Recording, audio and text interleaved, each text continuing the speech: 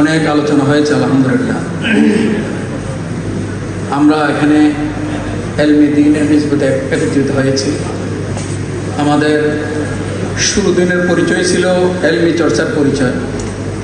ওই এলমি চর্চার পরিচয়ের ভিত্তিতে আমাদের অনেক দূরে এগিয়ে যাওয়া, অনেক বড় হওয়া, আবার একটা পর্যায়ে গিয়ে আমাদের বিশাল বড় একটা অ্যাক্সিডেন্ট হওয়া, এই অ্যাক্সিডেন্ট থেকে উত্তীর্ণ হওয়া, সব কিছু মিলে আমাদের অনুষ্ঠান শুরু থেকে বিভিন্ন প্রস্তাব এসেছে, সুন্দর সুন্দর আলোচনা এসেছে, আবেগ এসেছে।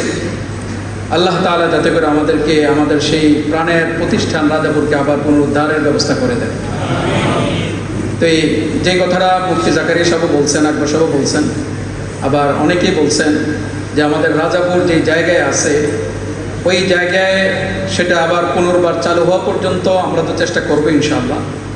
তো যদি এমন হয় যে রাজাপুরের যে জায়গা সেটা অক্ষ হইল না, এইভাবে আবার নিম্ননীপ অবস্থা চলতেছে, আমরা ওটার অপেক্ষা করবো না ইনশাআল্লাহ।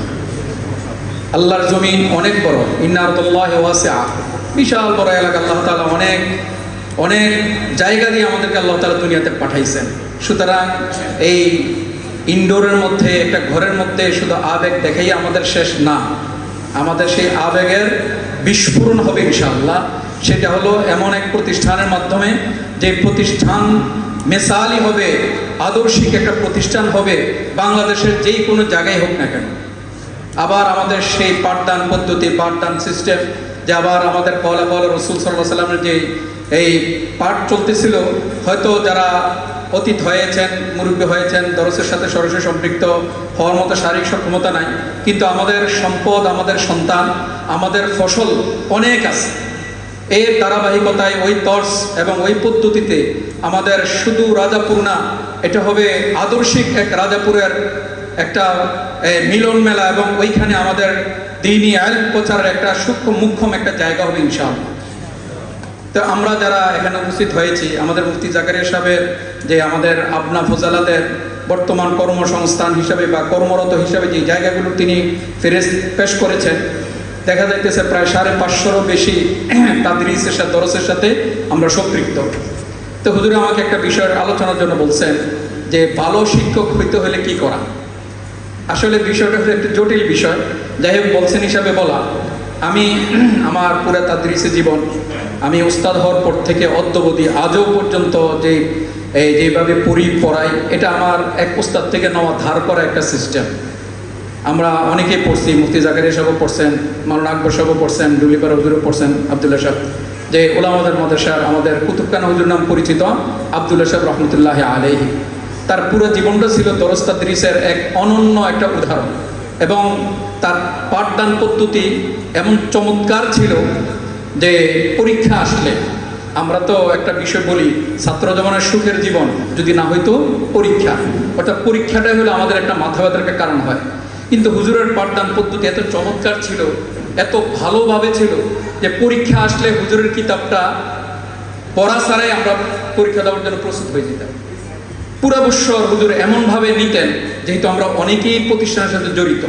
এখানে একটা মূল বিষয় আছে যে ছাত্র, যে সকল বাবা মা তাদের সন্তানদেরকে আমাদের কাছে দেন দ্বীনি শিক্ষায় শিক্ষিত করার জন্য, যেহেতু দিচ্ছেন, ওই সন্তানগুলোকে কোন পদ্ধতি, কোন পন্থায় আমরা যদি তাদেরকে পাঠদান করি, পড়াই, তাহলে তারা অল্পতে অধিক লাভবান হবে, ওইটা বলার জন্যই বলা। তো হুজুর বছরের শুরুতে কিতাবটা হাতে নিতেন, আছেন আমাদের সহপাঠীরা, আছেন ওলামাদের যারা পড়ছেন, হাতে নিয়ে হুজুরে 3টা ভাগ করতেন কিতাবটাকে। 3টা ভাগ করার পরে প্রথম ভাগে পরিমাণ একটু কম, মাঝারু ভাগ, শেষ ভাগ মোটামুটি একটা পরিমাণ করে নিষ্প ভাগ করতেন। এবং হুজুর যতটুকু প্রথম ভাগে নিতেন, দেখা গেছে মাদ্রাসার পক্ষ থেকে যে খেয়াল থাকতো, পরীক্ষার আগে যে বিরতি দেওয়া হইতো, এর বহু আগেই হুজুরে সবক শেষ করে রিভিশন হুজুর ক্লাসে করাই দিত। যার কারণে দেখা যাইত এই যে একটা কিতাব, এই কিতাবটা যত কঠিন হোক, আর হুজুরের কাছে আমরা যত কিতাব পড়ছি, একদম দরসে নিজামের মধ্যে জটিল জটিল কিতাবগুলো হুজুরের কাছে পড়ছি, যেমন মিজান নাহমির থেকে আরম্ভ করে হেদায়েতুন নাহু, কাফিয়া, সরেজামি, যেগুলো দরসে নিজামের মধ্যে অনেকের মাথা ব্যথার কারণ হয় যে এগুলো কীভাবে পড়ায়। হুজুরে এমনভাবে পড়াইতেন যে এটা আমাদের কাছে মনে হয় যে উর্দু কায়দা পড়তেছি, একদম শিশু শ্রেণীর কিতাব আমরা বড় মানুষ পড়তেছি, এত সহজভাবে হুজুর বুঝাইতেন। আর ক্লাসের যে পড়ার পদ্ধতি, ভালো করে পড়ানো এবং সেটা দরস সবক নেওয়া, এটার জন্য হুজুর তিনটা কথা বলতেন, মানে একটা কাজ বলতেন 3 ভাগে বিভক্ত। সেটা হলো যে প্রত্যেকটা পাঠ দেওয়ার আগে হুজুর বলতেন যে আমি পড়াটাকে 3 বার পড়ি। আলহামদুলিল্লাহ আমি এখনও চেষ্টা করি। নাহবুমির বহু বছর পড়াইছি, বিভিন্ন কিতাব বহু বছর পড়াইছি, বিভিন্ন হাদিসের কিতাব আলহামদুলিল্লাহ পড়াইতেছি। তো এখনও চেষ্টা করি যে 3 বার মোতালা করতে। এটা আলহামদুলিল্লাহ এখনও হয়, সম্ভব হয়। যে হুজুর বলতেছেন প্রথমে একবার পড়তাম, পড়ে এটাকে আবার পড়ে মুখস্থ করতাম। মুখস্থ করে ক্লাসে দেওয়ার আগে কিভাবে পড়াবো, কিভাবে ছেলেদেরকে বুঝাবো, ওই ফোন ভিত্তিক বিষয়টাকে নিজের ব্রেনের মধ্যে সেটাকে জমা করতাম। যার কারণে দেখা যায় হুজুরের ক্লাসের মধ্যে 40-45 মিনিট ক্লাসে হুজুরে দেখা যায় 30 মিনিটে আমাদের পুরো সবক পড়াই ফেলতেন। এরপর আগ করে হয়তো পর্যালোচনা আলোচনা হইতো। পুরা সময় লাগে পড়াইতে হয় এমন না। তা আমাদের তো কারো কারো এরকম দেখা যায়, এটা যাতে করে না হয়, না হওয়ার জন্য বলতেছি যে ক্লাসে যাওয়ার পর, যেহেতু আমরা সব নিজের লোকে, এই কারণে এগুলো আভ্যন্তরীণ কথাগুলো বলা, যে ক্লাসে যাওয়ার পরে দেখা যাইতেছে একটা এবারত পড়লাম, পড়ার পরে ছাত্রদের সাথে মুজাকারা শুরু করে দেয়। কি হয়, আমি একটা বললাম, এক ছাত্র বলতে না হুজুর এটা তো এটা না, ঠিক আছে কোনটা এটা, ঠিক আছে তাহলে সেটা, এইরকম যাতে করে না। মানে আমার এই পড়াটা আমাকে আমি আগে পড়াবো, আমাকে আমি এই পৃষ্ঠাটাকে হল করাবো, এই মশালাটাকে আমাকে আমি পড়াইয়া যখন আমার ব্রেন আমাকে সায় দেয় যে এটা আমি বুঝছি, তখন এই বুঝটা আমি ছাত্রদের সামনে উপস্থাপন করবো। তাহলে দেখা যাবে একদম উর্দু কায়দা থেকে বুখারী শরীফ পর্যন্ত যত বড় বড় মানে কিতাব আছে, কঠিন থেকে কঠিন কিতাব আছে, এই সিস্টেমটা হুজুর যেভাবে পড়াইছেন আলহামদুলিল্লাহ চেষ্টা করি। বহু নুকস আছে আমার ব্যক্তিগত, তারপরও ওইভাবে পড়ানোর কি করি চেষ্টা করি। তা আমার মনে হয় এটা আমার প্রায় 22-23 বছরের তাদরিসে জবানের যে একটা অভিজ্ঞতা, ছাত্ররা মনে হয় উপকৃত হয় এইভাবে পড়াইলে। তো হুজুর যেহেতু জাকারি সাহেব বলছেন যে এই বিষয়ে একটু বলা, তো এই সব বলা। আরেকটা হুজুর বলছেন যে এলমি দ্বীনের প্রতিবন্ধকতা, দিন থেকে আমরা সরিয়ে যাই কি কারণে, যে আলোচনাগুলো করছি এটাই অন্যতম কারণ।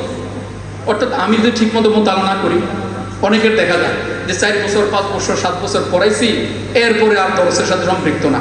এখন নিরপেক্ষভাবে যদি একদম গভীরভাবে চিন্তা করা হয় যে আমার দরসের সাথে আমি সম্পৃক্ত না কেন, দেখা যায় আমি যে কিতাবটা 5 বছর 6 বছর পড়াইছি, এই কিতাবের বহু জায়গা আমি নিজে বুঝি না, বুঝেন না, আমি নিজেই বুঝি না।